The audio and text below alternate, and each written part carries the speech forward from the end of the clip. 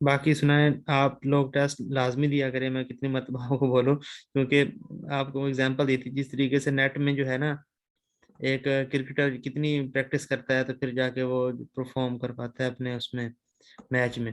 तो same as case हमारे ही ऐसे ही केस है, अगर हम जितनी प्रैक्टिस करेंगे, ठीक है, तो उतना ही ज्यादा जो है हमारा जो है अच्छा जो है ना वो टेस्ट होगा। और मैं एक बात आपको फिर बता दूं कि ये लोग ना टेस्ट इनका बहुत से लोगों का ना कैंडिडेट का ना पास हो जाता है, तो किसे कह लो या थोड़ी सी मेहनत के साथ, क्योंकि इसमें एज फैक्टर आ जाता है ना, बहुत सारे फिल्टर होते हैं। एक तो 20 से 25 साल उम्र, फिर आई साइड, हाइट, चेस्ट वगैरह का जो है ना वो उसके जरिए। लेकिन ये है कि फिर ना वो स्टूडेंट जो है ना मोस्टली वो कामयाब होते हैं 90%, जिनका स्कोर जो है वो रिटर्न में अच्छा होता है। और ये मोस्टली स्टूडेंट का आप में से जो है ना लास्ट चांस होगा। तो उसके बाद ये है जो एज फैक्टर है ना, फिर मोस्टली जो है ना वो 28 होता है, 25 के बाद में 28 और +5 जो है ना वो गवर्नमेंट जॉब वाले लगा के 32 ईयर तक। तो और 32 ईयर तक जो है ना जिनका एज लिमिट होती है, उसमें तो एप्लीकेंट भी ज़्यादा होते हैं। और फिर ज़्यादा पढ़े लिखे लोग, M.Phil जो है आप लोगों को मिलेंगे, या PhD, तो उनका जो है तो जॉब जॉब का एक्सपोजर होता है वो ज़्यादा होता है, ठीक है, तो उनके साथ compete करना मुश्किल हो जाता है। और लेकिन इसमें ये है कि SI में ये जो है ना जॉब एक एज लिमिट, और उसके अलावा ये भी है कि ये जो है ना ये डिवीजन लेवल के ऊपर आती है जॉब, तो ये और ज्यादा हो जाता है इजी किसी के लिए ये जो है जॉब को सिक्योर करना, ठीक है। तो आप लोग थोड़ी सी भी मेहनत करोगे इसको, बस 1-2 घंटे भी अगर रोज दो आप, तो इंशाल्लाह जो है आप वो स्कोर सिक्योर कर जाओगे अपनी पोजीशन, ठीक है। बाकी रिस्क तो अल्लाह ताला ने ही देना है। तो हमारा जो आज रूल नंबर 31 है वो ये है कि व्हेन 2 पर्सन आर थिंग और compare the same part must be compared. इसमें ये है कि जब किसी सेंटेंस में ना हम दो लोगों को कंपेयर कर रहे हो, तो उसको ना फिक्रे में सेम पार्ट, मिसाल के अगर मैं जो है ना एक शख्स की आंखों के बारे में बात कर रहा हूँ ना, कंपेयर कर रहा हूँ किसी दूसरी जो है शख्स के, तो उसकी आंखों के बारे में ही कंपेयर बात करेंगे, किसी और चीज से हम मतलब कंपेयर नहीं करेंगे। या एक आदमी को मैं कंपेयर कर रहा हूँ तो मैं एक आदमी से ही कंपेयर करूंगा, किसी बिल्डिंग से कंपेयर नहीं करूंगा कि वो बिल्डिंग खुद उस आदमी से। तो ये मतलब जो है हमने बैलेंस करना होगा। इसी एग्जाम्पल हम देखते हैं तो आपको जो है ना ये चीज क्लियर हो जाएगी। ये देखिए example, the population of Bombay is greater than Delhi. अब ये देखें पॉपुलेशन है तो ये लग रहा है, मैं आपको म्यूट कर दूं माइक, क्योंकि लगता है आप डिस्टर्बेंस जो है ना वो क्रिएट हो रही है, ठीक है। The population of Bombay is greater than Delhi, ठीक है। इसमें ये लग रहा है कि जो है ना कि वो पॉपुलेशन की बात कर रहा है दिल्ली में, लेकिन नहीं, वो सिर्फ ये कह रहा है जो बम्बई की पॉपुलेशन है वो दिल्ली से जो है ना वो कंपेयर कर रहा है। दिल्ली की किस चीज से, पॉपुलेशन से, उसकी जो है वो एरिया से, किस चीज से जो है वो कंपेयर कर रहा है। इसमें सेंटेंस में वो जो है ना हमें इंफॉर्मेशन नहीं दे रहेगा, तो हमारा जो है सही सेंटेंस है वो बनेगा हमारा, the population of Bombay is greater than that of Delhi, ठीक है। दैट लगा के हम उसको पॉपुलेशन को मतलब स्पेसिफाई जो है हम कर लेंगे, और हम जो है इसमें जो है मैं प्रेपोजिशन जो है उसमें दैट यूज करेंगे जो है पॉपुलेशन को शो करता है। इस तरीके से Radha dress is prettier than you. अब ये देखिए राधा का ड्रेस है और उसको किसके साथ कंपेयर कर रहे हैं हम, एक पर्सन के साथ कंपेयर कर रहे हैं। हमने पहले लॉ में यही पढ़ा है, रूल में ये पढ़ा है कि जो है दो एक जैसी चीजों का जो है वो हम कंपेरिजन होता है, ठीक है। तो इसमें Radha dress is prettier than your dress, ठीक है। तो हम ड्रेस की बात कर रहे हैं तो दोनों के जो है ना वो ड्रेस के बारे में ही बात करेंगे। आगे rule number 32, we must not use double comparative or superlative in a sentence। इसमें जो है ना हम डबल कंपैरेटिव, आपको पहले पता चलना हो जाए, एक होती है पॉजिटिव डिग्री जिसमें ना हम सिर्फ किसी के बारे में जो है बताते हैं, जिस he is a taller, he is टाल, सलमान इज अ टालर, ठीक है, सॉरी सलमान इज टाल। ये क्या है, पॉजिटिव डिग्री है कि सलमान का जो कद है ना वो लंबा है। लेकिन जब हम किसी दो चीज का जो हम कंपैरिजन करेंगे, Salman is taller than Ali, ठीक है, सिंपल सी बात मैं एग्जांपल दे रहा हूँ। इसमें ये क्या होगा, ये कंपैरेटिव डिग्री हम कहते हैं। उसके बाद थर्ड जो होती है वो जो है सुपरलेटिव डिग्री होती है। उसमें क्या करेंगे हम, सलमान के जो है ना वो कद को Salman Salman is tallest in the class, ठीक है। इसमें हमने क्या करा, बहुत से लोगों के साथ हमने कंपेयर कर लिया, और मोस्टली जो है ना वो सेकंड डिग्री और थर्ड डिग्री में, सेकंड में हम ईआर लगाते हैं और थर्ड में हम जो है ना ईएसटी लगा देते हैं, जैसे कि टाल taller tallest, big bigger biggest, small smaller smallest. ये क्या है, ठीक, ये इस तरीके से हम क्या करते हैं, ई आर और ई एस टी लगा के हम इनको डिग्री को चेंज कर लेते हैं, पॉजिटिव डिग्री को सेकंड में और थर्ड में, ठीक है। और उसके अलावा ये भी होता है कि हम ना सुपरलेटिव डिग्री में जाने के लिए ना मोस्ट का जो है ना वो यूज कर लेते हैं, द मोस्ट ब्यूटीफुल, ठीक है, इस तरीके से। या फिर सुपरलेटिव में मतलब जब दो का कंपैरिजन करते हैं तो हम मोर का जो है ना वो एडिशन कर लेते हैं उसको कन्वर्ट करने के लिए। उसमें आप देखें, एग्जांपल देखें आप, जो है example, he is most, he is the most cleverest boy in the class. अब ये देखें, दो चीजें हमने ना इकट्ठी लगा दी। मैंने पहले भी अब बात किया, अगर हमने थर्ड डिग्री उसको कन्वर्ट करना है किसी को, तो उसमें ईएसटी का इजाफा करते हैं और मोस्ट का इजाफा करते हैं, ये दोनों इसमें दोनों काम करती है, ठीक है। थर्ड डिग्री में कन्वर्ट करने के लिए ईएसटी का या मोस्ट का जो है ना हम द मोस्ट वगैरह का जो हम एग्जाम जो है वो एडिशन करके ना उसको करते हैं। लेकिन इसमें इसने क्या कर लिया है, इसने ये दोनों काम जो है ना वो कर लिए हैं। तो हम क्या करेंगे, तो हम इसको रेक्टिफाई करेंगे। ये देखें, क्लेवर होता है, पहले पहले ये क्लेवर होता है, क्लेवर क्लेवरलेस, ठीक है, ईएसटी लगा देंगे या फिर हम द मोस्ट लगा के उसको कन्वर्ट कर लेंगे।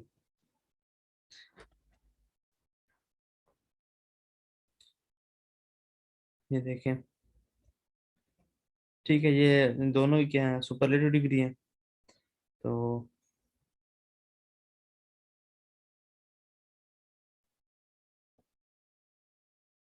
हम जो है, सॉरी, ठीक है, he is the most clever boy in the class, ठीक है, क्लेवर वो मैंने बात कर ली। हम तो मोस्ट जो है ना वो लगा के इसको थर्ड डिग्री भी कन्वर्ट कर सकते हैं, और ईएसटी भी हम लगा के इसको है वो हम उसकी डिग्री जो है वो चेंज कर लेते हैं, सुपरलेटिव डिग्री में कन्वर्ट कर देते हैं। इस तरीके से example, pizza is more tastier than burger, ठीक है। अब इसमें टेस्टियर भी आ गया, सेकंड डिग्री जो है ना वो हमने डबल लगा दिया, द मोर भी लगा दिया, मोर भी लगा दिया सिर्फ, और टेस्टियर भी लगा दिया। ये क्या है, ये भी फिक्र हमारा गलत हो गया, इसको हम ना रिडंडेंसी भी कहते हैं इंग्लिश लैंग्वेज में। रिडंडेंसी क्या होती है कि इजाफी चीजें जो सेंटेंस में हो, तो इसमें ये इजाफी चीजें हैं, तो हम उसको क्या करेंगे, रेक्टिफाई करेंगे। तो इसमें जो है ना हम ये pizza is more tasty than burger, ये भी लगा सकते हैं, या pizza is tasty than burger, ठीक है, सिंपली। हमारा रूल नंबर 33 आ गया। समझ आ रही है आप लोगों को?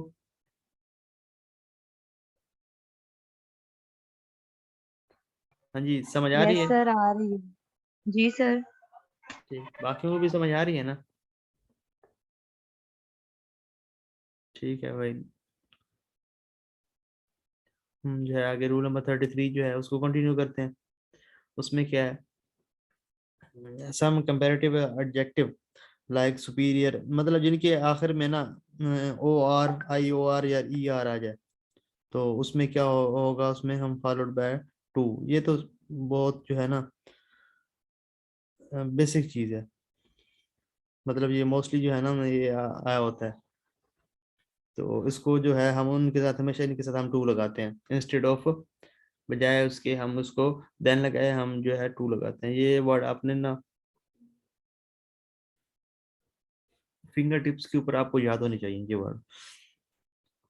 Example, Raj is senior than me, ठीक है, देन नहीं आएगा, सीनियर के साथ हमने पहले क्या है कि सीनियर के साथ हमेशा जो है वो टू आता है, ठीक हो गया। सीनियर के साथ क्या आएगा, टू आएगा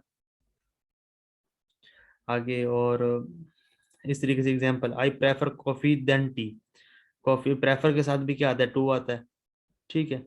तो हम इसके साथ क्या लगाए, I prefer coffee to tea. आगे rule number 34, some adjective like unique, ideal, perfect, complete, universal, square, round. ये देखे ना आपको ना इन, अगर आप हम ना इन जो है एडजेक्टिव का मतलब समझिए ना, यूनिक, यूनिक तो यूनिक ही होता है, अलग थलग एक चीज होती है, एक जो है ना नायाब चीज होती है यूनिक, मुनफरद जिसे हम कह सकते हैं। तो मुनफरद को ये खुद जो है सुपरलेटिव डिग्री है किस्म की, तो उसमें कोई जो है ना वो लगाने की जरूरत नहीं। आइडियल भी इंसान का एक ही होता है आइडियल, तो मतलब जो भी आइडियल हो किसी लिहाज से, तो वो उस चीज में परफेक्ट होता है। परफेक्ट की जो है इसकी में द परफेक्ट, मोस्ट परफेक्ट, इसको भी हम जो है ना क्या कर सकते हैं, कोई भी जो है उसके साथ वर्ड लगाना जो है ना वो ठीक नहीं है। कंप्लीट भी, कंप्लीट का क्या मतलब है, कंप्लीट का मतलब पहले ही मुकम्मल होता है, तो हम उसको क्या डिग्री लगाएंगे इस तरीके से। यूनिवर्सल भी ऐसे ही है, चीफ, स्क्वायर, राउंड, जो चीज राउंड है उसके साथ हम क्या लगा लेंगे, कंप्लीट राउंड या हाफ राउंड हम तो नहीं कह सकते ना। तो ये ओ सॉरी, उसमें स्क्वायर हो गया। मतलब ये जो चीजें हैं ना, ये इनको जरूरत ही नहीं होती। तो हम इसकी एग्जांपल आगे देखते हैं, ये है वो कैसे। Example, it is the most unique idea, ठीक है। तो मोस्ट हम क्यों लगाएंगे, यूनिक जो इन के साथ हम लगाते नहीं है, पहले हमने कहा it is a unique idea, ठीक हो गया। इस तरीके से he took the most extreme step of attempted suicide. अब जो है एक्सट्रीम आ ही गया है, तो मोस्ट हम क्यों लगाएंगे, ठीक है। He took the extreme step of attempting suicide. अच्छा, ये ना हम, आप एक और एमसीक्यू इससे कर लें कि रिसेंटली ना स्विट्जरलैंड ने वो एक जो है वो मशीन जो है बनाई है, आपको शायद पता हो, कि वो ना सुसाइड करने के लिए, वो मतलब पता भी नहीं चलता उसमें जो है ना, विद इन सेकेंड या कुछ में ना, बड़ा अट्रैक्टिव है, पर्सनल यूज के लिए नहीं, उसे हम CAN कैनब बोलते हैं या कैनबीन्स बोलते हैं। इसमें क्या होता है कि आप लेट जाओ, अगर आप करना उसको ना, स्विट्जरलैंड हुकूमत ने लीगलाइज कर दिया। मतलब इसको कोई अगर उसको इजाजत है, अगर वो इस्तेमाल करना चाहता है तो वो कर ले सुसाइड करने के लिए। तो ये पहला यूरोपियन कंट्रीज है जिसने ऐसे जो है मशीन को लीगलाइज किया गवर्नमेंट ने। तो ये भी MCQs करंट अफेयर में हम जो है वो आ सकता है, ठीक है। और ये जनरल नॉलेज में कुछ भी आ सकता है। ये मुझे याद है, मैंने टेस्ट दिया था, आया हुआ था कि जो बाटा है वो, ये है, आपको पता है ब्रांड है शूज का। तो ये किस जो है ना कंट्री का जो है ना, ये मशहूर ब्रांड है, इसका ओनर जो है ना वो कौन है, ये कनेडियन कंपनी है बाटा। इस तरह की जो है ना ये भी हम आ जाते हैं इस तरीके से। एक वो अमेरिका की जो है एक गाड़ियाँ मशहूर हैं, अब वो मुझे नाम नहीं याद, वो ना उनकी गाड़ी है ना, वोल्क्स वैगन है, इस तरीके से वो इनका नाम है, वो मशहूर है। तो उसके बारे में एक मरतबा पूछ लिया था। तो ये इस तरह की चीजें जो है ना ये आती रहती है। हालांकि किसी, मैं नहीं समझता कि किसी जो है टीचर्स ने या किसी एकेडमी के टीचर ने तैयारी करते वक्त ना ये बात बता दी कि यार बताइए कि ये कनाडा की फलां की है या उस मुल्क की वो गाड़ियाँ। हाँ, कुछ मुल्क हैं जैसे स्पेन हो गया, ठीक है, उसमें आपको पता है वो बुल फाइटिंग वगैरह जो है ना वो फेमस है। लेकिन इस तरह की चीजें भी वो मतलब पूछ लेता है, एग्जामिनर की मर्जी है, जो मर्जी पूछ ले। ठीक है, हम जो है हम आगे अपने सेंटेंस की तरफ चलते हैं। रूल नंबर 35, इफ टू और more adjective are used for same person और thing, degree of comparison must be same. अब ये है कि एक ही आदमी के लिए ना अगर एडजेक्टिव हम इस्तेमाल कर रहे हैं, एक फिक्रे में दो एडजेक्टिव कर रहे हैं, तो उनकी डिग्री भी सेम होनी चाहिए। ये ना हो कि एक की डिग्री सुपरलेटिव हो और एक की कंपेरेटिव हो। मिसाल के तौर पर कोई चीज पर्सन हो गया या कोई चीज भी होगी, this is the most tasty and healthy food. ये देखिए इसमें दो है, द मोस्ट टेस्टी के हमने इसमें क्या सुपरलेटिव डिग्री का यूज कर लिया, एंड हेल्दी जो है ना ये क्या क्या हो गया, ये एक पॉजिटिव डिग्री हो गया। हम इसको क्या करेंगे, या हम इसको मोस्ट टेस्टी, इसको भी सुपरलेटिव में कर दें, हेल्दी को भी, ठीक है, ताकि सेंटेंस जो है ना वो हमारा एक किस्म बैलेंस हो जाए। या हम फिर टेस्ट द मोस्ट को हटा के सिर्फ टेस्टी कर लें, this is the tasty and healthy food. तो हमारे पास दो ऑप्शन है, तो इसको करेक्ट जो है ना सुपरलेटिव और वो दिस इज द मोर। ऐसे एग्जांपल आगे आगे, this you are the more intelligent and wise then him, ठीक है। अब इसमें भी द मोर इंटेलिजेंट जो है ना ये सेकंड डिग्री है, और वाइज जो है ना ये पॉजिटिव डिग्री है। तो हम इसमें द मोर इधर लगा दें इंटेलिजेंट, तो हम इसको वाइजर लगा दें, ठीक है। इसको वाइजर लगा दें, या फिर इसको जो है हम इंटेलिजेंट के साथ ना वाइजर नहीं लगाना, तो मोर को जो है हम क्या कर लें, वो उमिट कर दें। तो क्या हो जाएगा, he you are intelligent and wise then him. लेकिन सेकंड डिग्री है कि सॉरी वाइजर आएगा, क्योंकि ये है कि हम ना इसका किसी के साथ कंपेरिजन कर रहे हैं, तो इसलिए हम इसको क्या करेंगे, कंपेरेटिव डिग्री लगाएंगे। अगर हाँ इसका किसी के साथ कंपैरिजन ना होता तो फिर हम मोर को हटा के फिर हमारा सेंटेंस ठीक था। तो इसमें क्या आ जाएगा, the more you are more intelligent and wiser than him, ये इसका क्या बनेगा, ये करेक्ट सेंटेंस होगा, ठीक है। तो ये देखें, you are the more intelligent and wiser than him. सही हो गया।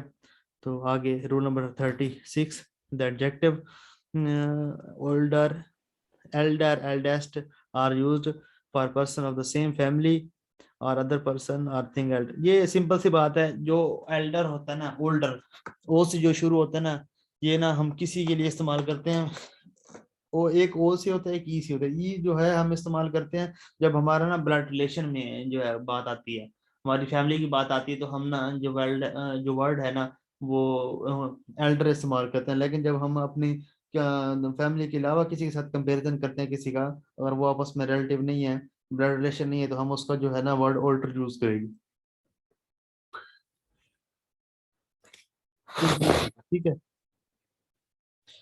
Radha is my older sister. तो आपको पहले ही बताया कि ये जो है ओल्डर जो है, ये हमेशा विदाउट, जब भी हमारा बात होती है ब्लड रिलेशन की, तो उसमें हम जो वर्ड है वो एल्डर यूज करते हैं, ना के ओल्डर यूज करते हैं। ठीक है। वैसे आपका क्या ख्याल है, ब्लड कहते हैं ना खूनी रिश्ते, तो अगर कोई शादी करता है जो है अपनी फैमिली से बाहर, तो क्या उसकी बीवी जो है वो क्या उसका खूनी रिश्ता होगी कि नहीं होगी? क्या ख्याल है आप लोगों का वैसे? जी कहते हैं ना खूनी रिश्ते, सर नहीं होगी। उसकी बीवी उसको खूनी रिश्ते, चलो ठीक है, नहीं होगी भाई। हालांकि सबसे जो है इस्लाम में भी सबसे जो साथ निभाने वाला और मजबूत जो है बंधन भी ये मतलब मियाँ बीवी होते हैं। ठीक है। तो वो भी, इसका ये मतलब हो गया कि रिश्ते खून से नहीं, उनको निभाने के लिए खून जरूरी नहीं है।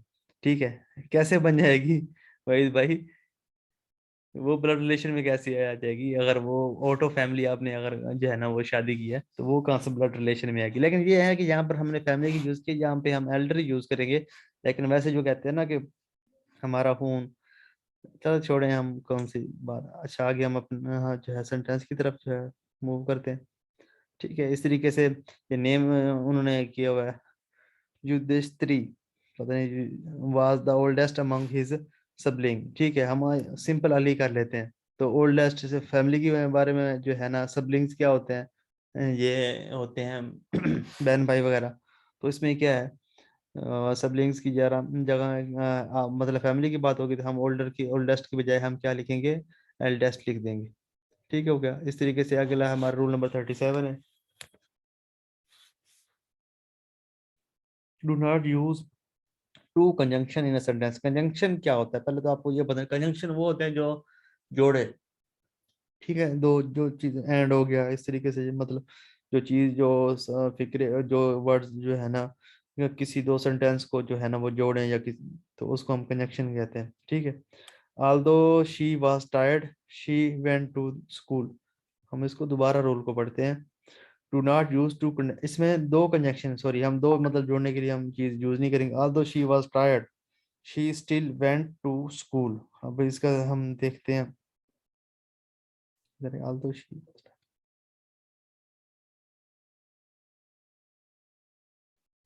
ये देखिए अब ना इसमें although she was tired, ठीक है, इसमें ये apostrophe आ गई। although और still ये दोनों क्या है, कंजंक्शन है। तो हम क्या करेंगे, हम एक को यूज करेंगे। although she was tired she went to, she still नहीं आएगा, फिर स्टिल को हम क्या कर देंगे, ओमिट कर देंगे, खत्म कर देंगे। although she was tired she still she went to school। ठीक है, सिंपली ये है जो है इसमें कन्वर्ट हो जाएगा। लेकिन although she was tired she went to school, क्योंकि हमने दो कंजंक्शन जो है ना वो साथ में यूज नहीं करने। he does not come to, he does not come to office as, he does not come to office as because he was ill। ठीक है। इसमें ये देखिए कंजंक्शन कौन है, वो सॉरी, तो इसका जो है ना सेंटेंस एज आपको पता है, और डज, तो हम क्या करेंगे, इसको जो है ओमिट कर देंगे, बिकॉज लगा देंगे। रूल समझ आ गया ना आप लोगों को? ये है कि दो यस कंजंक्शन जो है सर। ना हम यूज नहीं कर सकते, उसमें एज और बिकॉज जो है ना वो उन्होंने इकट्ठा जो है ना वो यूज किया हुआ था। ठीक है, she does not come to office as, फिर बिकॉज, तो हम इसमें एक चीज को भी जो है ना, अदनान भाई, ये एज विकास दोनों कंजक्शन में आने हैं। जी जी, एक चीज हम यूज करेंगे, एस को या विकास को। आप ना ये इसमें आज वाले रूल में ना दो तीन जो है ना वो वर्ड आएंगे, इंटेंसिडेंट और ये जो कंजंक्शन वर्ड कौन कौन से हैं, तो आप इसको ना सेपरेटली ना गूगल करके ना आप उन वर्ड्स को नोट डाउन कर लीजिएगा या रिमाइंड कर लीजिएगा। ठीक है, तो इस तरीके से आपको ना हेल्प हो जाएगी।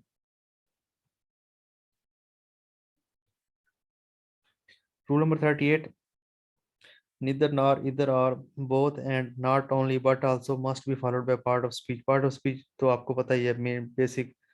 ठीक है, तो इनके साथ हमेशा जो है ना पार्ट ऑफ स्पीच आएगा। Not he not only lost his family but also his friend. इसमें ये क्या है कि लॉस्ट आपको पता है ये क्या है, वर्ब है। तो हमारा क्या रूल था कि जो हमने सेंटेंस पढ़े, नीदर नॉर इधर और नॉट ओनली बट आल्सो, उसके बाद हमें क्या आएगा, हमारी क्या आएगी, प्रपोजिशन आ जाएगी, हमारा वर्ब नहीं आएगा। लॉस्ट क्या है, वो वर्ब है।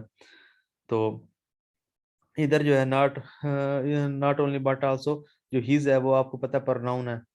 तो वो उसमें ये देखें, ही और हिज जो है ना प्रोनाउन है, तो हमने ये एक और चीज का भी ख्याल रखना है कि हमने प्रोनाउन फिर सेम यूज करना है, क्योंकि हम पहले पढ़ते आ रहे हैं जितने भी हमने रूल पढ़े हैं ना, अगर उनका हम सम अप करें ना, तो सेंटेंस में ना जो है हम हमारा बैलेंस जो है ना वो खराब नहीं होना चाहिए, वो बैलेंस सेम रहना चाहिए।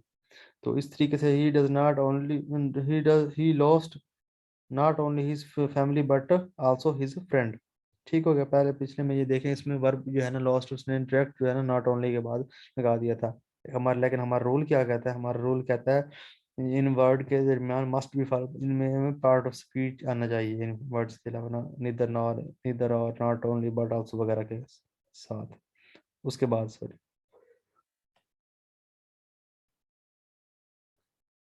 इस तरीके से neither read the story book nor the text book. अब ये देखिए नीदर जो है ना, इसके बाद क्या, रेड, रेड या रीड जो है, इसमें हमने क्या कर दिया, हमने वर्ब डायरेक्ट ही हमने वर्ब लगा दी, जो क्या है ये गलत है। ठीक है, तो हम उसमें क्या करेंगे, टेक्स्ट बुक ही लगा लें। देखिए वर्ब आ गया, तो इसमें हम क्या, इसका करेक्ट सेंटेंस क्या है, red he read neither the story book nor the text book. ठीक है, तो इस तरीके से हम क्या करेंगे, हम उसके साथ हमने नाउन जो है ना, पार्ट ऑफ स्पीच आप लोगों ने किए हैं, पढ़े तो हुए हैं ना, या वो भी पढ़ा दें। अदनान भाई पढ़े हुए हैं, लेकिन आप दोबारा नहीं किए। ठीक है ना, आप ना दोबारा उसको ले लेना, वो तो थोड़ा मतलब ना वो थे, बेसिक चीज थी, मैंने कहा वो सबको पता होगा, तो मैंने इसलिए जो है ना उसको नहीं पढ़ाया। ठीक है, हम जो है ना आगे स्टार्ट करते हैं भाई।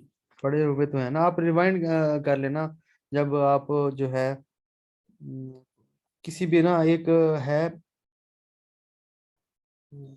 सेंटेंस है, सॉरी वो यूट्यूब चैनल है डियर सर, ठीक है, उसमें ना वो ट्रिक बताते हैं डियर सर, आप नोट कर लें, चैनल का नाम है।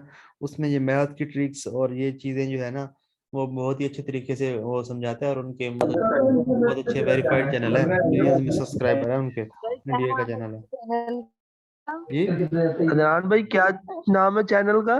डियर सर, जी। डियर सर उसका नाम है, डियर सर, चैनल का नाम है डियर सर। आप वहां से जो है ना वो ना आपको बहुत ही वो ट्रिक्स हमेशा बताते होते हैं कि आप कैसे सेकंडों में आप करेक्शन कर लेंगे, और ऐसे वो डायलॉग बोलते हैं ना इंडियन फिल्मों के, शाहरुख खान की, और ऐसे आपको मतलब वो इंटरेस्टिंग लगेगी चीज, वो ना बड़े मजे के साथ पढ़ाते हैं। तीन जो है ना उनके वो हैं फ्रेंड समझे, वो है, मैं लिख देता हूँ। हाँ डियर सर, ठीक है मिस ममीन आप सही कह रहे हैं, डियर सर यही नाम है उनका, उस चैनल का। तो आपने उसको ना विजिट कर लेना, तो आपको मजा आएगा पढ़ने में फिर। आगे rule number 39, that is not used that is not used in direct speech and in interrogative sentence. ये सिंपल सी बात है कि इंडायरेक्ट स्पीच में ना अगर कॉमन लगा हुआ है सेड के साथ, हम क्या लगाएंगे, दैट जो है ना वो नहीं लगाएंगे, डायरेक्ट स्पीच में हम नहीं लगाएंगे उसमें, ठीक है ना, इंटरोगेटिव। इस तरीके से ये ही सेड दैट आई शैल गो। अब ये देखिए सेड उसने कह दिया, अगर हम अब आगे जो है ना वो कॉमा लगा देंगे अपोस्ट्रोफी, तो उसमें क्या होगा कि हमारा मतलब जो है ना वो सेम रहेगा, इसकी हम लगाएं या ना लगाएं। ये देखिए डायरेक्ट स्पीच के साथ ही सेड आई शैल गो, आई शैल गो, ठीक है, सिंपल सी बात होगी।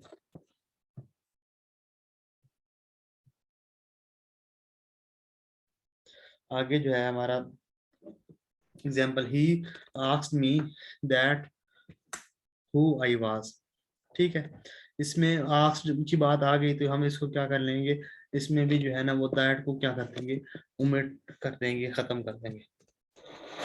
उसके बाद प्रेपोजिशन के बारे में जो है हमारे रूल है, the objective case of noun pronoun is used after preposition. Objective case तो आपको पता है ना क्या होता है, ठीक है। तो नाउन प्रोनाउन के बाद जो है ना प्रेपोजिशन के बाद उसका ऑब्जेक्टिव केस नाउन प्रोनाउन का हम यूज करेंगे, ठीक है।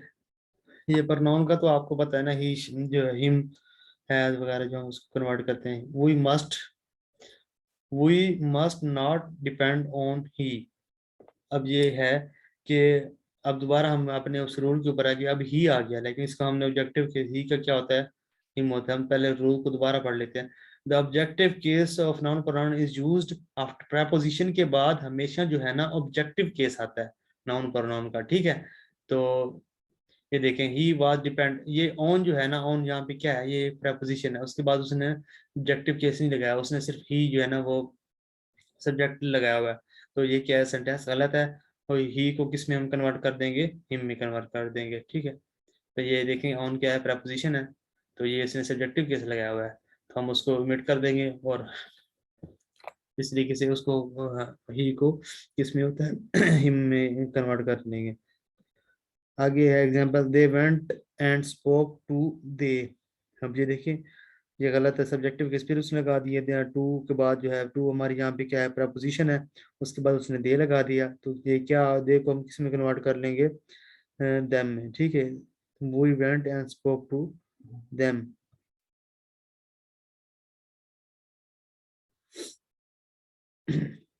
इसको हमने क्या कर लिया, सर ऐसे ऐसे सीधे सीधे सेंटेंस आ जाए ना तो हम तो टॉप कर जाएंगे। ये एक्चुअली ये है कि 70 रूल है, तो अभी तो हमने एक रूल को पढ़ा है ना, तो हमारे माइंड में ये चीज है, तो उस वक्त हमारे माइंड में ये चीज नहीं होती। तो ये आपने नहीं होना कॉन्फिडेंट कॉन्फिडेंट कि आपने अगर ये कर लिया ना आपको ये समझ है, लेकिन फिर भी जितनी आप प्रैक्टिस करोगे ना तो फिर उतना आपको ज्यादा उसमें आप एक्सपर्ट हो जाओगे, ठीक है। तो मेन चीज प्रैक्टिस है, अगर उसको आपको प्रैक्टिस को लेके साथ चलोगे तो, वरना ये चीज मिक्स हो जाती है। अदनान भाई आप प्रैक्टिस के लिए दे देना क्वेश्चन। चलो उसकी भी मैं करता हूँ कोई, मतलब क्योंकि यार मैं देखें अगर मैं इस चीज के ऊपर बड़ा बंदे का ना टाइम जाया हो जाता है, तकरीबन 3-3 4-4 घंटे मेरे रोज के इसके ऊपर वो जो है ना बन जाते हैं। सर प्रैक्टिस के लिए तो इस तरह से है कि अगर आपने कहीं से भी करनी है ना, आप बस सिंपली जाकर सर्च करें, उसकी इतनी सारी एक्सरसाइजेज आ जाती हैं, तो आप उसकी हाँ इनफैक्ट वो बैक सॉल्व भी एमसीक्यूज और तो बहुत सी आप सिर्फ वेबसाइट है उसमें आ जाती है, लेकिन ये है ना कि हमें ऐसी जी वेबसाइट चाहिए जिसमें ना अगर हमारा सेंटेंस मतलब गलत है या ठीक है तो उसके करेक्शन है, उसकी रीजन भी देनी चाहिए।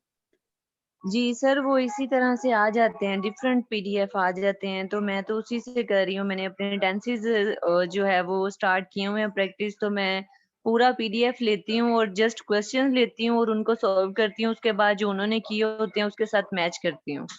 तो इस तरह से जो भी चीज जिसकी भी प्रैक्टिस करनी है आप खुद सर्च करें और वहां से प्रैक्टिस कर लें। चलो हर कोई एक जैसा तो नहीं होता ना, कुछ हमारे जैसे भी तो होते हैं ना, हमें नहीं पता होता फिर, तो ठीक है, थैंक्स। सर बात पता क्या एक्चुअली के टाइम ना बहुत थोड़ा है, ठीक है। सर्च करने में हर चीज बंदा सर्च करके पढ़ भी लेता है, आजकल हर चीज बंदे को पता है हुआ, लेकिन एक टीचर स्पेसिफिक जगह से पढ़ा देना तो उसका फिर अपना मजा होता है, उसकी एक डायरेक्शन मिल जाती है बंदे को, तो और तो कोई बात नहीं है। चलो ठीक है, हम उसका भी वही है ना, कुछ करते हैं जी क्योंकि हमने ना बाकी प्रपोजिशन वगैरह हमारी प्रेपोजिशन रह रही हैं अब इंग्लिश में। बाकी हम जो है ना इडियम्स, बाकी क्या चीज इडियम्स भी हम कर रहे हैं, उसका मैं आपको नेक्स्ट दे दूंगा। वन वर्ड सब्स्टिट्यूशन भी कर रहे हैं, सिनोनिम्स कुछ किए हैं, मैं आपको और लिस्ट दे दूंगा। और उसके बाद और क्या चीज याद नहीं है, सेंटेंस करेक्शन हम कर रहे हैं। हमने टेंसेस भी कर लिए हैं, हमने पैसिव वाइज एक्टिव वाइज भी कर लिए हैं, हमने इंटरेक्ट इंटरेक्ट भी कर लिए हैं। और सेंटेंस ये मतलब ये हमने क्या आर्ट जो है ना वो पार्ट को हमने टच कर लिया इंग्लिश के जो है ना आर्ट 8 जो है ना वो टॉपिक को हमने ना वो जो किया हुआ। बाकी आगे देखो क्या बनता है। तो और वैसे भी ये 70 रूल हैं। बाकी जो रूल हमने ग्रामर के जो पढ़े हैं टेंसेस के, उसमें डायरेक्ट इंडायरेक्ट पैसिव वाइज, तो वो भी क्या है, वो भी करेक्शन में आ जाते हैं, वो भी आ जाते हैं। तो वो हमारे जो है ना इंशाल्लाह इस चीज में जो है ना वो कवर हो जाएगा। बाकी ये अगर आप कहते हैं तो एक दिन में मैं आपको ना ये सारे डायरेक्ट इंडायरेक्ट एक लेक्चर में सारे जो है ना वो रिवाइज भी करवा दूंगा। टेंस हो गया, डायरेक्ट इंडायरेक्ट हो गया और पैसिव एक्टिवाइज हो गया। लेकिन ये जो है ना फिलहाल हम जो है कवर कर लें जब तक डेट नहीं आती ना, क्योंकि जब डेट आती है ना तो हमेशा तकरीबन एक वीक हमें पहले पता हो जाए। लेकिन जो मैसेज आता है ना नंबर के ऊपर वो हमेशा 4 दिन पहले आता है, 3-4 दिन पहले मैसेज आता है। लेकिन जो पीपीएससी है वो अपडेट कर देता है। इस मतलब ऐसा हो रहा है कि अगर इस फ्राइडे को अपडेट हो जाएगा अगले जो है वीकेंड के ऊपर जो टेस्ट होने हैं ना पीपीएससी प्लानर के ऊपर, तो वैसे भी आपको पता चल जाएगा। डिफरेंट आपने ग्रुप ज्वाइन किए होंगे, मैं जो है ना व्हाट्सएप ग्रुप में बता दूंगा अगर जो है वो कोई भी डेट आती है। तो पीपीएससी आपको पता है पहले से अब फास्ट हो गया है। और रिसेंटली हम सुन रहे हैं कि ये पंजाब पुलिस का जो है ना 5 तारीख के बाद उन्होंने कांस्टेबल के जो है ना वो भी पेपर स्टार्ट किए हैं इन्हें। तो वो कांस्टेबल के भी पेपर जो है ना वो शुरू हो रहे हैं, उसमें पीएचपी है, एसपीयू है, पंजाब पुलिस के है। तो वो भी काफी अरसे से जो है ना वो भी रुके हुए थे। देखो क्या बनता है। ठीक है, हम रूल नंबर जो है ना 41 पे आते हैं। The preposition used after two words must be distinct if words are joined by and or. ठीक है, प्रपोजिशन जो है ना अगर दो जो है लव एंड और के साथ क्या है ज्वाइन की हो तो उसको हम क्या करेंगे, हम उसको सेपरेट करेंगे। मतलब उनसे अभी हम रूल सॉरी करते हैं एग्जाम्पल, तो हमें जो है वो क्लियर हो जाएगा। He is he is careful and particular about his work. इसका जो है ना ये इसमें ये देखिए एंड आ गया, उसके बाद उसके साथ हमने क्या कर दिया प्रपोजिशन लगा दिया। लेकिन हमें क्या करना चाहिए, अगर एक के साथ हम प्रपोजिशन लगा रहे हैं तो दूसरे के साथ भी प्रपोजिशन लगाएंगे। ये फिर वही बात आ गई कि हमने देखना है ना सेंटेंस को बैलेंस कैसे करना है। सिंपल सी बात है, एंड से पहले एक सेंटेंस है, एंड के बाद दूसरा सेंटेंस है, ठीक हो गया।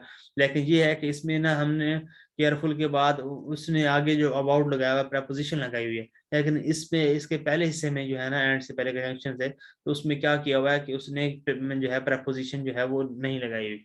ठीक है, तो हम इसमें क्या कर लेंगे, वो केयरफुल के लिए के बाद हम इन लगा देंगे। और ये प्रपोजिशन भी आनी चाहिए ना, he is careful in and particular about his work. ठीक हो गया, तो हमारा सेंटेंस क्या हो गया, ये बैलेंस हो गया और हमारा सेंटेंस करेक्ट हो गया। तकरीबन मुझे तो लगता है कि 70 में से कहीं 20 जो है ना रूल वो हमेशा बैलेंस के ऊपर ही है। प्रपोजिशन आपने बैलेंस करनी है, अपने डिग्री बैलेंस करनी है आपने।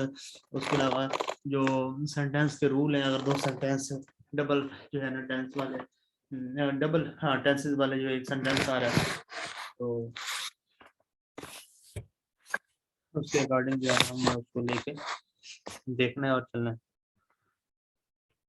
इस तरीके से करेक्ट सेंटेंस हो गया। रूल नंबर हमारा 42, if a principal verb is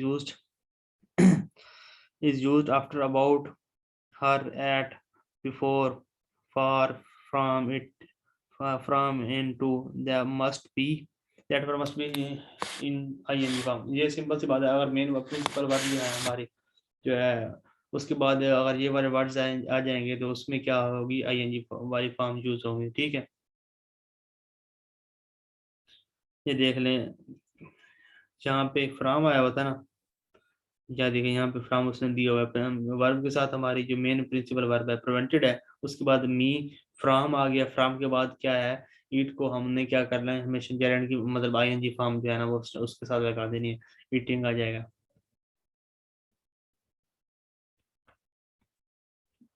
अच्छा किसी दिन ना हम ना वो एसआई का प्रीवियस है, मैं तो कहता हूँ एक दिन जो है हम ना उसको ना ओवरव्यू कर लेते हैं, उसके ऊपर डिस्कशन कर लेते हैं ऐसे ना मतलब ओपन करके ना, ऐसे पीडीएफ में जिस तरीके से मैंने ये स्लाइड ओपन की हुई है, तो वो ये होगा कि हमें पता चल जाएगा कि हमने जो है ना तैयारी जो है ना वो कैसे करनी है। ठीक है, कि अगर हमने प्रपोजिशन देखनी है तो वो सिंपल आती हैं, जो बिल्कुल रिसेंटली सर्विस कोटा के जो हुए टेस्ट एसआई के इसी सिलेबस के ऊपर जिसकी हम तैयारी कर रहे हैं, तो हमें जो है ना काफ़ी चीज़ें जो है वो क्लियर हो जाएंगी कि वो अगर वो किस डेप्थ में जा रहे हैं और वो कौन कौन से जो है वो टॉपिक को जो है वो टच कर रहा है। क्योंकि ये देखें ना, कंप्यूटर जो पीपीएससी जो यहाँ से आपको सिंपली जो बात बताओ, जो पीपीएससी का जिसने जिन्होंने पेपर बनाना होता है ना, तो इनके पास जो एक होता है क्वेश्चन बैंक। ठीक है, क्वेश्चन बैंक मतलब ये है कि उनके पास एक डेटा है जहाँ से उन्होंने कोई पेपर उठाना है। तो उसकी एक तरीका ये था, उन्होंने क्वेश्चन बैंक दिया 2019 के एंड में 20 के स्टार्ट में तकरीबन अपना जो है ना वो अपडेट भी किया था।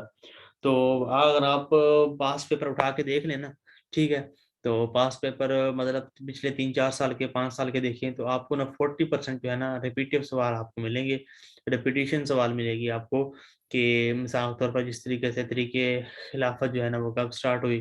ठीक है, साइमन कमीशन कब आया पाकिस्तान में, जो है कायद आज़म ने अपने 14 पॉइंट्स कब दिए, ये डेट्स वगैरह मोस्टली इस तरीके से, नोबेल प्राइज के बारे में, और इस तरीके से वो रिपीटिव सवाल की बात कर रहा हूँ मैं आपको।